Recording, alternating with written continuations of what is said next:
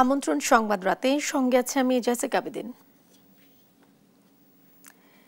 যে কোনো ধরনের অনৈতিক কর্মকাণ্ডে যদি বিএনপির কেউ জড়ায় তাকে ছাড় দেওয়া হবে না বলে জানিয়েছেন বিএনপির সিনিয়র যুগ্ম মহাসচিব রুহুল কবির রিজভী। শুক্রবার বিকেলে নয়াপল্টনে দলটির কেন্দ্রীয় কার্যালয়ে সংবাদ সম্মেলনে কথা বলেন তিনি। দলের শৃঙ্খলা রক্ষায় কোনো ধরনের আপোষ করা হচ্ছে না জানিয়ে রিজভী বলেন, ভারপ্রাপ্ত চেয়ারম্যান তারেক রহমান দলের প্রতিটি স্তরের কার্যক্রম নিবিড়ভাবে পর্যবেক্ষণ করছেন। আর এনসিপি নেতার সংবিধান ছুঁড়ে ফেলে দেয়া বক্তব্যের কঠোর সমালোচনা করেন তিনি। বলেন, সংবিধান ছুঁড়ে ফেলার দেওয়ার কথা বললেই তো বাতিল হয়ে যায় না। কেউ যেন সাহস না পায় কোনো দলের অভ্যন্তরে অথবা প্রতিবেশী কারোর সাথে অথবা অন্য যে কোনো মানুষের সাথে কোনো ধরনের সহিংস আচরণ করবে, সন্ত্রাসীমূলক আচরণ করবে, সে রেহাই পাবে না। আমরা 5ই আগস্টের পর থেকে এই ধরনের যত আমরা পেয়েছি, তথ্য পেয়েছি, সাথে সাথে আমরা সেগুলোর বিরুদ্ধে ব্যবস্থা নিয়েছি। জামায়াতে ইসলামীর আমির ডক্টর শফিকুর রহমান বলেছেন, দেশে বিশৃঙ্খলা পরিস্থিতির মধ্যে সুষ্ঠু নির্বাচন সম্ভব নয়। কতগুলো মৌলিক সংস্কারের পরই জাতীয় নির্বাচন চান তারা। শুক্রবার বিকেলে দলটির সমাবেশে তিনি এসব কথা বলেন। জামায়াতের আমির বলেন, ফ্যাসিস্ট আওয়ামী লীগের কায়দায় নির্বাচনের চেষ্টা করা হলে তা রুখে দেওয়া হবে।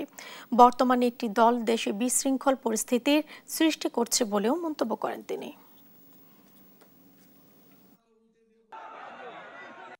সুষ্ঠু নির্বাচনের জন্য কতগুলো মৌলিক সংস্কার অবশ্যই করতে হবে। আমরা সেই সংস্কারগুলোর কথা বলেছি।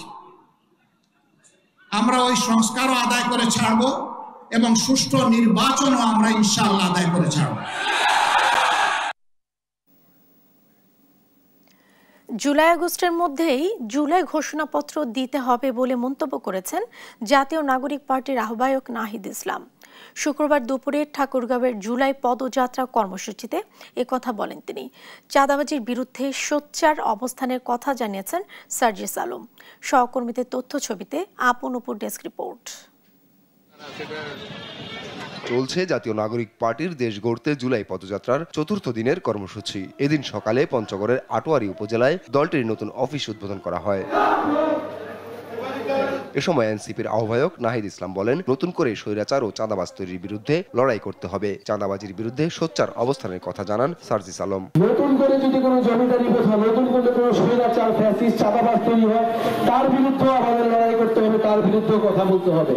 এবং এই লড়াই, এই সংগ্রাম আমাদের অবশ্যই আটোয়ারী উপজেলা থেকেই শুরু করতে হবে। আবারও কেউ যদি আটোয়ারী উপজেলাতে একদম ওপেনলি ডিক্লেয়ার দিচ্ছে এখানে আমার নাম ভাগে 1 টাকা নেই, মনে করবেন তার সাথে আমার কোন সম্পর্ক নেই। সেই কাজ হওয়ার যৌক্তিক কাজ, সেটা এমনিতেই হবে, যেটা না হওয়ার কোটি টাকা দিলেও হবে না।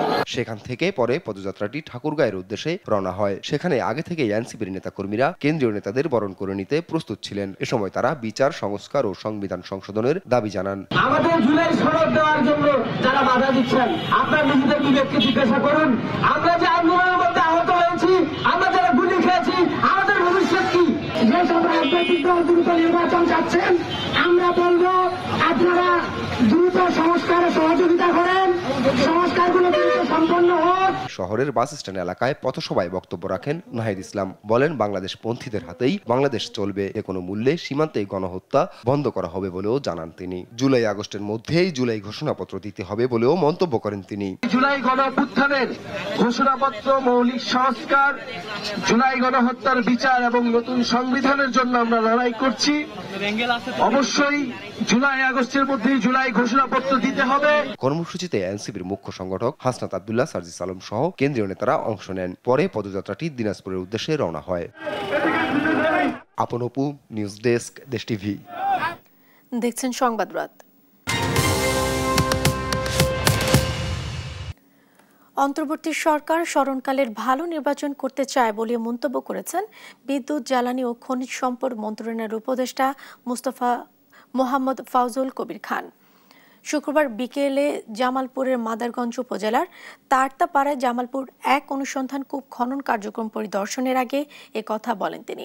এ সময় তিনি জানান, আগামী নির্বাচনে ভোটাররা শান্তিপূর্ণভাবে ভোট দিতে পারবেন। এছাড়া উন্মুক্তভাবে ভোট গণনার সুযোগ থাকবে বলেও জানান তিনি।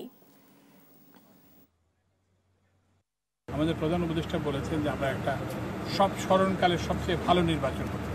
ভালো নির্বাচন মানে কি, আপনি যে ভোটার ভোট দিতে যাবেন তিনি ভোট দিতে পারবেন, বিভিন্ন প্রার্থী যারা পোলিং এজেন্ট তারা ওখানে থাকতে পারবেন, এবং যারা হবে কি বলে যে ভোটের পরে এটা একটা সবার সামনে উন্মুক্তভাবে ভোটের গণনা হবে, এবং যেই আসুক, আমরা তো কোনো দলের না, সমর্থক না, তো সুতরাং যেই আসুক আমরা তাকে স্বাগত জানাবো।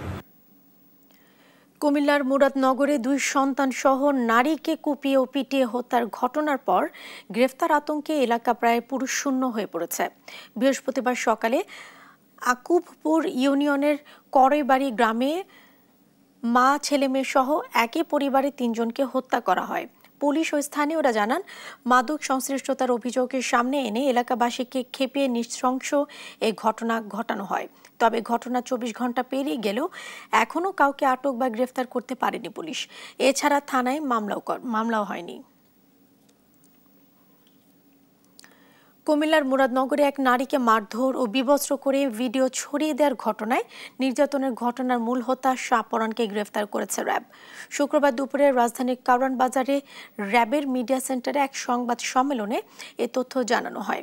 র্যাব জানায়, পূর্ব শত্রুতার জেরে এ ঘটনা ঘটানো হয়। শাহপরান ধর্ষণ মামলার মূল আসামি ফজর আলীর ছোট ভাই। ঘটনার পর থেকে আত্মগোপনে ছিলেন শাহপরান। তার কাছে ধর্ষণের ঘটনার ছবি ও ভিডিও সহ অনেক গুরুত্বপূর্ণ তথ্য পাওয়া গেছে। আলিয়াকাস আকাশের রিপোর্ট। সম্প্রতি কুমিল্লার মুরাদনগরের এক নারীকে ধর্ষণ ও বিবস্ত্র করে নির্যাতনের ঘটনার নেপথ্যের কারিগরদের ধরতে মাঠে নামে র্যাব। এই ঘটনার মূল আসামিরা গ্রেপ্তার হলেও ওই নারীকে মারধর ও বিবস্ত্র করে ভিডিও ছড়িয়ে দেওয়ার মূল হোতা ছিল ধরাছোঁয়ার বাইরে। এটা শাহপরান জানতো। বৃহস্পতিবার কুমিল্লার বুড়িচং এলাকায় অভিযান চালিয়ে তাকে গ্রেপ্তার করে র্যাব 11। গতকাল আমরা তাকে অ্যারেস্ট করেছি। শুক্রবার রাজধানীর কাউরান বাজার র্যাব মিডিয়া সেন্টারে সংবাদ সম্মেলনে র্যাব 11-র অধিনায়ক জানান, মূল আসামি ফজর আলীর ছোট ভাই শাহপরান। ওই নারীকে নিয়ে 2 ভাইয়ের মধ্যে ইতিপূর্বে বিরোধের জেরে মব তৈরি করে এমন ঘটনা ঘটানো হয়। সে সব মিলিয়েই এই ফজর আলীকে একটু শায়েস্তা করার উদ্দেশ্যে মূলত এই পরিকল্পনাটা করে। এট দ্য সেম টাইম দুজনেই এই মহিলাকে উত্ত্যক্ত করত, এবং এই ঘটনাকে কেন্দ্র করে তাদের মধ্যে সালিশও হয়েছিল। সেখানে ফজর আলী কর্তৃক শাহপরানের হেনস্থার শিকার হয়েছে।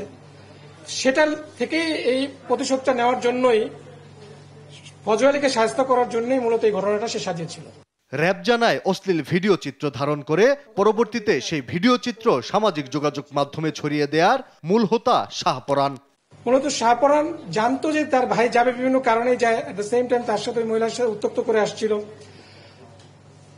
সেইভাবেই শাহপরান ফজর আলীকে এই হেনস্থা করানোর জন্য এই পরিকল্পনা 26শে জুন করেছিল। আসামির বিরুদ্ধে আইনানুগ ব্যবস্থা গ্রহণ করা হচ্ছে বলে জানান র্যাব 11-র অধিনায়ক। তদন্ত হোক, অলরেডি 4 জন অ্যারেস্ট। আলিয়াকাস আকাশ, দেশ টিভি, ঢাকা। এই ছিল এখনকার সংবাদ রাত। পরে বুলেটিন দেখার আমন্ত্রণ রইল। ধন্যবাদ সাথে থাকার জন্য।